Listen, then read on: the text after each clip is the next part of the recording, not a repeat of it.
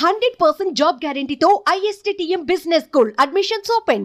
BRS అధినేత మాజీ CM KCR మనవడు మాజీ మంత్రి కేటీఆర్ తనయుడు కల్వకుంట్ల హిమాంశురావు తరచూ ఏదో ఒక ఇంట్రెస్టింగ్ పోస్ట్ పెడుతూ సోషల్ మీడియాలో యాక్టివ్గా ఉంటాడు. తాజాగా కాబోయే బ్రిటన్ ప్రధానమంత్రి కీర్ స్టార్మర్తో కలిసి దిగిన ఫోటోను తన అధికారిక ఎక్స్ అకౌంట్లో పోస్ట్ చేశాడు హిమాంశ్. బ్రిటన్ పార్లమెంటు ఎన్నికలలో విజయం సాధించినందుకు స్టార్మర్కు అభినందనలు తెలిపాడు.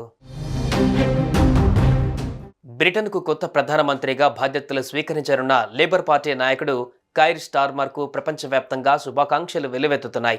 కాగా ఇదే సమయంలో బీఆర్ఎస్ అధినేత కేసీఆర్ మనవడు కేటీఆర్ తనయుడు కల్వకుంట్ల హిమాంశు కూడా కైర్ స్టార్మర్కు అభినందనలు తెలిపాడు.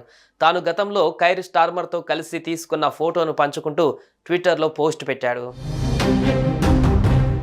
హౌస్ ఆఫ్ కామన్స్ పై అకాడమిక్ స్టడీ టూర్ కోసం గత ఏడాది లండన్ వెళ్ళినప్పుడు స్టార్మర్ను కలిసే అవకాశం హిమాంశుకు వచ్చింది.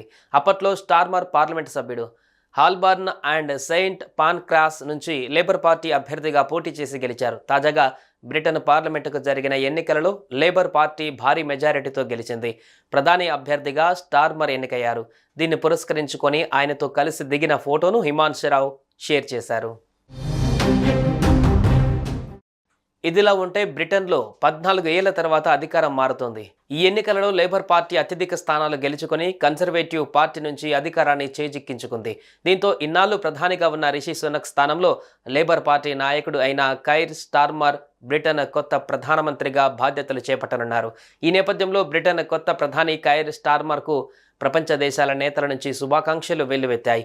భారత ప్రధాని మోదీ కూడా కైర్ స్టార్మర్కు అభినందనలు తెలిపారు.